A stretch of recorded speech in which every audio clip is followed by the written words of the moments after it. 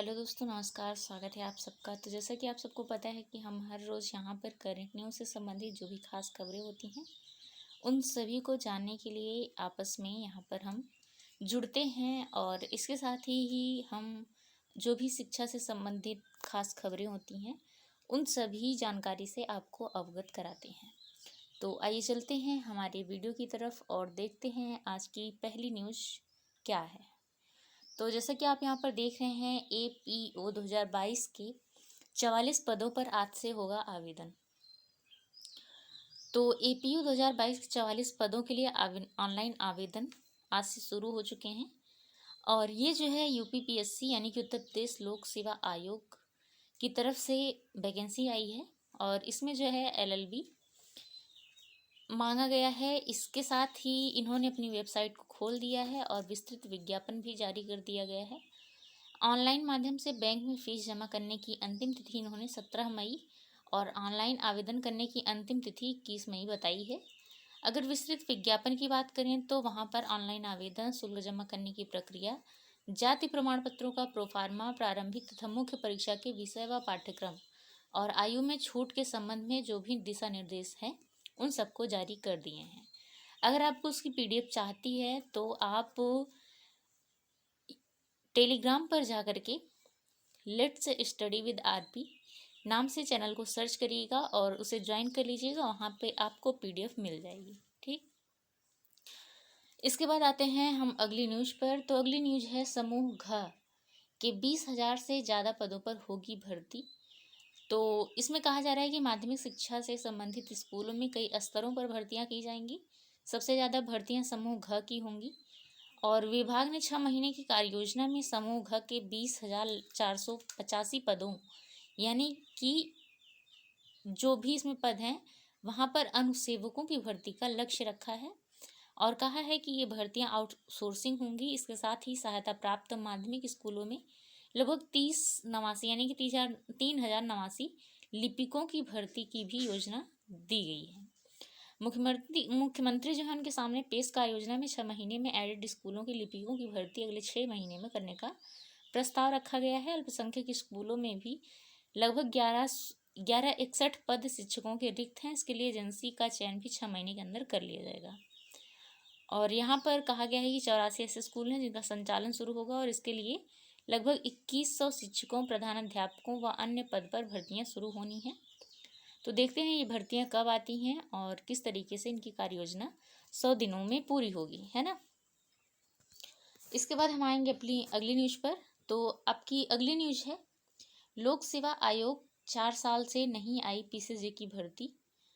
तो इस बार जो है PCSJ की भर्ती के कुछ ऑनलाइन आवेदन आने के चांसेस हैं, क्योंकि 2018 में लगभग 610 पदों पर भर्ती के लिए आया था विज्ञापन, और न्यायिक सेवा के लिए तैयारी कर रहे छात्रों को भी इस वैकेंसी का इंतजार है। यहाँ तक कि कई ऐसे अभ्यर्थी हैं जो कि ओवर एज हो चुके हैं, उनकी तैयारी होते होते उनकी एज ही चली गई और वो लोग इस एग्ज़ाम को नहीं देख पाए। ठीक, तो जिससे यहाँ पर बात की जा रही है कि हो सकता है कि वैकेंसी आए। बाकी बगल में यहाँ पर आप देख ही सकते हैं कि APO का जो है ऑनलाइन आवेदन हो रहा है, और इसमें जो है पोस्टों की संख्या नहीं, पदों की संख्या 44 है। ठीक है, अब बात करते हैं हॉस्पिटल की। तो यूपी में खत्म होगा डॉक्टरों और नर्सों का कोटा, और MBBS की 7,000 सीटें बढ़ाने का प्रस्ताव है। नर्सिंग और पैरामेडिकल की 9800 सीटें बढ़ेंगी।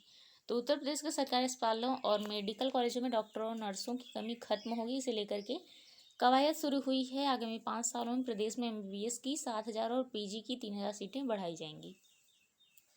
इसके साथ ही चिकित्सा शिक्षा विभाग 6 महीने में MBBS, PG, नर्सिंग और पैरामेडिकल की 9,800 सीटें बढ़ाने की तैयारी कर रहा है, और हो सकता है जल्दी ये सीटें आपको देखने को मिले, क्योंकि सरकार का कहना है कि वो इस क्षेत्र में यानी कि स्वास्थ्य के क्षेत्र में अपना काम जो है अच्छे से कर रहे हैं, और उम्मीद है कि वो वैकेंसी जो है ख़ास तौर से मेडिकल के क्षेत्र में ज़रूर देंगे। ठीक है, अब आगे बात करते हैं स्नातक पाठ्यक्रमों में लागू हुई ग्रेडिंग प्रणाली।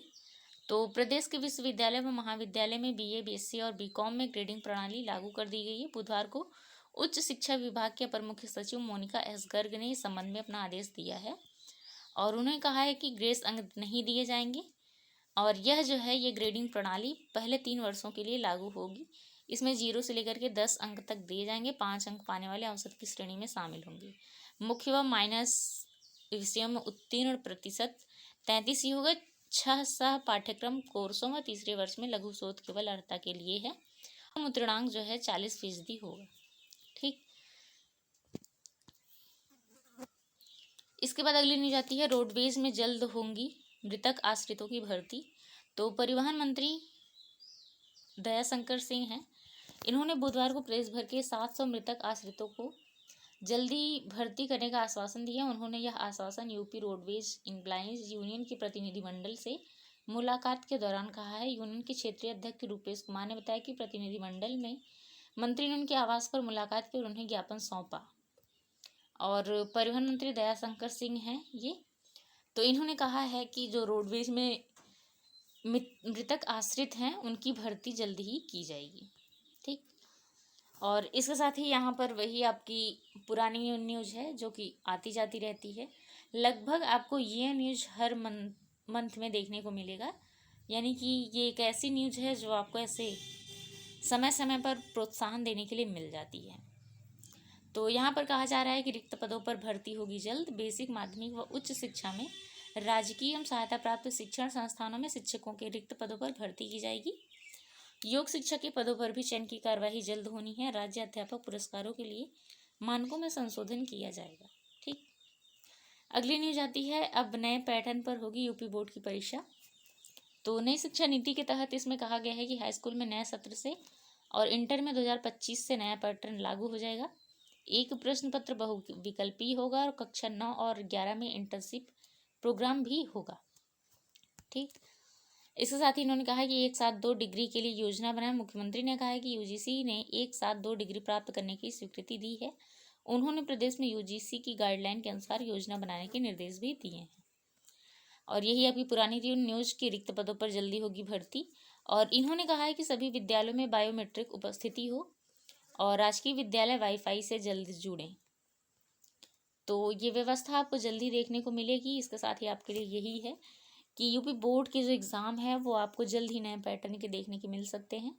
तो आप अपनी तैयारी को बेहतर और महत्वपूर्ण बनाइए ताकि आपके एग्ज़ाम्स जो हैं जो आपके नए समय पर आपको नई ज़रूरत के हिसाब से देखने को मिलेंगे, उसमें जो टक्कर है वो भी ज़ोरदार होगी, क्योंकि जैसी पढ़ाई रहेगी वैसा ही रिस्पॉन्स मिलेगा। तो अगर आप अभी से अपनी नींव को मजबूत करना शुरू कर देते हैं, चाहे आपके बच्चे हों, आप हों या फिर अदर कोई भी हो जो आपकी जानकारी में हो, अगर वो बच्चा है तो आप अभी से उसकी केयर करना शुरू कर दें ताकि उनके लिए ये एग्ज़ाम ज़्यादा टफ ना लगे। और आप सबको पता है कि नई शिक्षा नीति जो है उसमें जिस हिसाब से उसकी कार्यप्रणाली है बच्चों की शिक्षा पर हो सकता है उसका महत्वपूर्ण असर पड़े, है ना।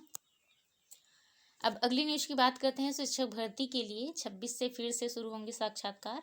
तो इलाहाबाद विश्वविद्यालय की बात है ये, उसमें शिक्षक भर्ती के लिए 26 से फिर साक्षात्कार होना शुरू हुआ है। इसके लिए विश्वविद्यालय की आधिकारिक वेबसाइट पर कार्यक्रम जारी कर दिया गया है। विभिन्न पदों के लिए चैथम लाइन स्थित अतिथि गृह में सुबह 9 बजे से साक्षात्कार होगा। तो आप सारी वैकेंसियों की बात यहाँ पर नहीं कीजिएगा, क्योंकि यहाँ पर आप देख सकते हैं ये जो है इलाहाबाद विश्वविद्यालय की है। यहाँ पर आपको सीट देखने को मिल जाएंगे कि इलाहाबाद विश्वविद्यालय में असिस्टेंट प्रोफेसर, एसोसिएट प्रोफेसर और प्रोफेसर के 596 पदों पर भर्ती के लिए अक्टूबर-नवंबर 2021 में ऑनलाइन आवेदन मांगे गए थे, जिनका साक्षात्कार जो है अब शुरू हो चुका है। ठीक, अब आते हैं अगली न्यूज़ पर। तो अगली न्यूज़ है आपकी कि हाई कोर्ट पहुंचा यूपी टीईटी का मामला। तो उत्तर प्रदेश शिक्षक पात्रता परीक्षा टीईटी 2021 के 6 विवादित प्रश्नों को लेकर के इलाहाबाद हाईकोर्ट में याचिका दाखिल की गई है। याचिका में इन सभी प्रश्नों के 2-2 से उत्तर देने वाले अभ्यर्थियों को उनके अंक देने की मांग की गई है। तो ऐसा तो हर बार होता है, पेपर भी होते हैं और याचिका देने वालों का तांता भी लगा रहता है। सरकार अपने हिसाब से काम करती है, हाईकोर्ट अपने हिसाब से काम करती है, लेकिन याचिका जो दाखिल हो जाती है इसे कोर्ट में जाकर के पेपर के फंसने का जो चांस रहता है वो ज़्यादा हो जाता है ना। बाकी 4-5 नंबर जिनको भी मिलेंगे उनके लिए बहुत हैं, पर सरकार अगर ये काम पहले ही फाइनल कर दे तो हो सकता है अभ्यर्थियों को इतनी दौड़ भाग ना करनी पड़े, क्योंकि इस तरीके से क्या होता है ना कि अभी जैसे दाखिल कर दिए याचिका, ये लगभग साल 2 साल ऐसे भागते रहेंगे। भागने के बाद एक दिन क्या होगा कि याचिका को या तो खारिज कर देंगे या तो फिर इनको नंबर दे देंगे।